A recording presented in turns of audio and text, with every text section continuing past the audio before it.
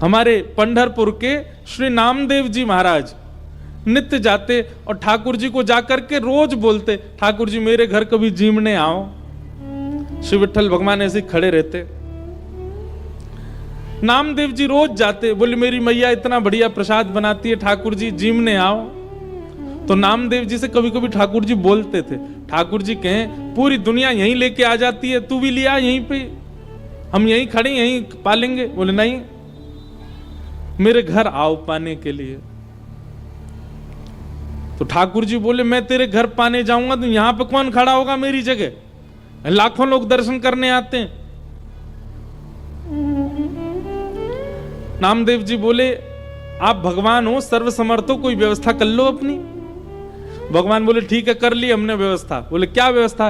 बोले मैं तेरे घर जाऊंगा पाने, तू मेरी जगह खड़ा हो जा। नामदेव जी बोले ये कैसे हो सकता है? भगवान बोले सब हो जाएगा, बस आज एक काम करियो, रात्रि में जैसी शयन आरती हो, शयन आरती के बाद छुप जाइयो पीछे आके, देखो ठाकुर जी की लीला। ये सत्य घटना है श्री नामदेव जी महाराज की। नामदेव जी छुप गए। रात्रि में शयन आरती के बाद जैसे कपाट बंद हुए, ठाकुर जी तुरंत मूर्ति मंत्र खड़े थे, मूर्ति से सहज हो गए और सहज उतर गए अपने आसन से। और नामदेव जी कहा तुम खड़े हो जाओ। खड़े हो गए। नामदेव जी बोले ऐसे खड़े हो जाओ हमारी तरह। हो गए खड़े। अब ठाकुर जी उनका श्रृंगार कर रहे हैं, अपनी जैसी पगड़ी पहनाई, अपने जैसे वस्त्र पहनाए, अपने जैसे पूरे हाथ पाम कर दिए, कहीं से काजल ला करके हाथ पाम में लगा दी, बिल्कुल कारे बना दिए नामदेव जी। और नामदेव अब हम जा रहे हैं तुम्हारे घर प्रसाद पाने, 2-4 घंटा में मंगला आरती होगी, खड़े रहना यहीं पे। और सुनो 2-4 बातों का ध्यान रखना। क्या?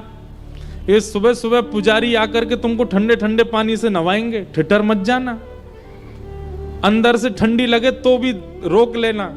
नामदेव जी बोले वो कैसे रोकूंगा? बोले हम नहीं रोक रहे इतने साल से, रोज रोज हमको भी नवा देते हैं सुबह 4 बजे, हम भी तो अपनी कंपन होता रोकते हैं उसको। और सुनो फिर दूध से नवाएंगे तुमको, उसके बाद शहद डालेंगे तुम्हारे ऊपर। और फिर वहां कभी आप लोगों का अवसर मिले ना, एक बार जाइए पंढरपुर, साल में एक बार भारत के कोई कोई तीर्थों में जाया करो, सब जगह दर्शन करो ठाकुर जी का कैसे विराज रहे। तो कभी पंढरपुर जाओ तो हमारे कहने से वहां की काकड़ा आरती सुबह होती है 3:30 बजे, उसका दर्शन करना। काकड़ा आरती जो हमारे ब्रज में मंगला आरती होती है, वही वहां काकड़ा आरती। तो काकड़ा आरती में क्या करते हैं, दूध से जल से सबसे स्नान करने के बाद फिर ठाकुर जी को मुंह पे मक्खन लगा देते हैं, इतना सारा मक्खन मुंह पे। तो ठाकुर जी बोले स्नान आदि के बाद तुम्हारे मुंह पे मक्खन लगाया जाएगा, तुम्हारा मन तो करेगा कि मैं खा लूं, लेकिन जीभ निकालना नहीं बाहर, उसको लगे ही रहने देना। नामदेव जी बोले फिर तुम्हारा श्रृंगार होगा। और श्रृंगार के बाद पंढरपुर में हर दर्शनार्थी को अधिकार है कि भीतर मंदिर में जाके ठाकुर जी के चरण छू सकता है, अपना सिर वहां रख सकता है, सबको छूने का अधिकार है। बोले दुनिया भर के लोग तुम्हारे सामने आएंगे, सब लोग आकर के तुम्हारे चरणों में प्रणाम करेंगे, अपने दुख दर्द बताएंगे, सबकी सुन लेना, पूर्ण किसी की मत करना। तुमको दया भी आएगी, कोई रोता हुआ भी आएगा, कोई बहुत ज्यादा विचलित भी आएगा। नामदेव जी बोले क्यों पूरा नहीं करूं? वो सबका विधान बना हुआ है, वो सब काम हमारे लिए छोड़ दो, किसको क्या देना क्या नहीं देना। तुम बस कहीं ऐसा नहीं कि यहाँ खड़े होके कोई रोता हुआ आया उसके आंसू पोंछने लग जाओ, कहीं तुम जरा भी हिल गए तो पुजारी पंडा बहुत मारेंगे, सब कहेंगे कहां गए हमारे ठाकुर जी, कौन खड़ा हो गया आके। नामदेव जी बोले जो आज्ञा, बढ़िया निमंत्रण दिया भोजन का, मैं तो बंध गया यहाँ पे। बोले हाँ रोज आ जाते हो भोजन करने, आओ, अब जा रहे हैं हम भोजन करने, खड़े रहो यहीं पे। और श्री पंडरीनाथ श्री साक्षात द्वारिकाधीश अर्धरात्रि में नामदेव के घर गए, अकेले, द्वार खटखटाया, मां अंदर से चिल्लाती हुई ए नामा पूरे दिन मंदिर में पड़ा रहता है, आधी रात में आता, सब सो रहे हैं यहां पर। जैसे ही द्वार खोल करके देखा, आहा सुंदर श्री पंडरीनाथ भगवान द्वार पर खड़े हैं, स्वर्ण का मुकुट पहना है, स्वर्ण के आभूषण पहने हैं, कंधे पर हाथ रख करके मधुर कटाक्ष नेत्र हैं ठाकुर जी के, मंद मंद मुस्कुरा रहे हैं। नामदेव जी की माता जी तो विट्ठल, हाँ मैया मैं ही आया हूं विट्ठल। नामदेव रोज निमंत्रण लेके आता, मेरे घर प्रसाद पाने आओ, मैं आ गया।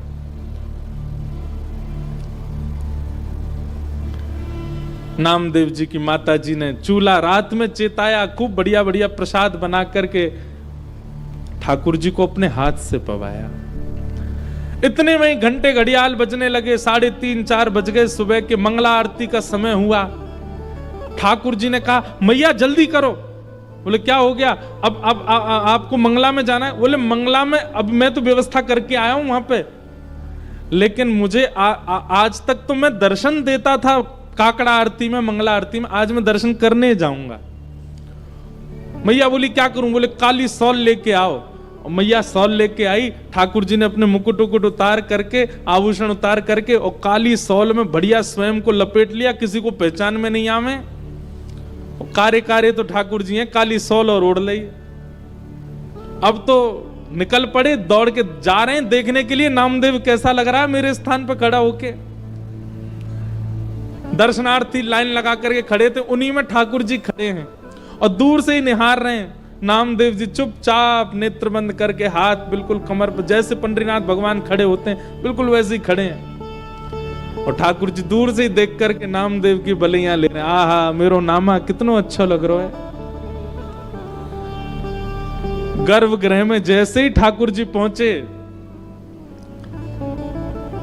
ठाकुर जी के आते ही नामदेव जी को पता चल गया कि ठाकुर जी आए हैं। सो नामदेव जी मन में सोचे सब प्रणाम कर रहे हैं, कि ठाकुर जी प्रणाम नहीं कर ले मुझको, मैं कैसे रोक पाऊंगा? ठाकुर जी प्रणाम कर रहे हैं। ठाकुर जी गए, नामदेव जी को देखा, नामदेव जी को देख करके जैसे ही नीचे सर झुकाया, नामदेव जी के नेत्रों से आंसू गिरने लगे। नाथ ये कैसी लीला कर रहे हो आप? बलैया लेने लगे। अद्भुत हैं बंधुओं ठाकुर जी। ठाकुर जी जैसा प्रेम कौन कर सकता है? अपने भक्त को अपने स्थान पर खड़े होकर उसके दर्शन करने आए हैं। पहले तो खूब बलैया ली, और फिर उसके बाद ठाकुर जी बोले ए नामा तुझे नोच के भाग जाऊं? तू जोर से चिल्लाएगा, पंडित पुजारियों को पता चल जाएगा। नामदेव जी बोले ऐसा मत करो, मैं किसी को बताऊंगा कि आपने मुझे खड़ा किया, कोई मानेगा और नहीं। ठाकुर जी चिढ़ा रहे हैं नामदेव जी को, नामदेव जी घबरा रहे हैं। ऐसी लीला, इसको कहते हैं रास। क्या कहते हैं? रास। ये लीलाएं जब ठाकुर जी आपके लिए सहज हो जाते हैं, ठाकुर जी आपको प्रायोरिटी देने लग जाते हैं, ठाकुर जी आपके लिए यह भूल जाते हैं कि वे परमात्मा हैं, इसको कहते हैं रास। रास का मतलब नाचना नहीं होता। रास का मतलब इन गोपियों के लिए ठाकुर जी सहज हो गए। इन गोपियों के लिए ठाकुर जी ने अपना परमात्म भेष त्याग दिया। इन गोपियों के लिए ठाकुर जी सरल बन गए, दीन बन गए, इसीलिए उसको रास बिहार कहा। और वृंदावन में रास नहीं किया ठाकुर जी ने, महारास किया। महारास मतलब आज तक ठाकुर जी महारास बिहारी हैं। मतलब आप जाकर के प्रस्तुत करो, आज भी ठाकुर जी अपने पाषाण भेष को त्याग करके आपके लिए सहज होने को तैयार बैठे हैं वृंदावन में। ये केवल वृंदावन में और कहीं नहीं। आज भी वृंदावन में कितने वैष्णवों को अनुभव होता है। श्री बिहारी जी में तो पर्दा ही हमारे बार बार लगाया हो जाए कि कहीं कोई टकटकी लगा के बिहारी जी को देख नहीं ले, नहीं तो ये वही के संग चले जाएंगे। आपके नेत्र कहीं ठाकुर जी से नहीं मिल जाए, इसलिए बार बार पर्दा किया जाता है बिहारी जी के आगे। एक बार चले गए थे किसी के संग कहीं, फिर ढूंढ ढांड के लाए, तब से नियम बन गया कि बार बार पर्दा करो। क्यों? क्योंकि बिहारी जी ने कोई से नैन मिला लिए, सो कैसो भी आदमी हो बाकी संगी चले जाएंगे। बताओ कितने भोले ठाकुर जी हैं, किसी के संग जाने के लिए तैयार तत्पर बैठे हैं। इसी को रास बिहार कहते हैं। आप कभी उस भाव से वृंदावन जाओ कि आपको सामने पाषाण एक ही मुद्रा में ठाकुर जी ना दिखें। कभी उस भाव से जाओ कि साक्षात श्री ठाकुर जी आपको अनेक मुद्राओं में दिखाई दें, आपको बोलते हुए दिखाई दें, आपके आगे कोई लीला करते हुए दिखाई दें, तब समझो हाँ अब मेरे संग रास हुआ। अभी हम रस में हैं, हमें रास में जाना है, और रास में जाने के लिए हमें अपना निर्माण करना पड़ेगा, अपनी मन बुद्धि और विचारों को वैसा करना पड़ेगा जिससे श्री कृष्ण रास करें।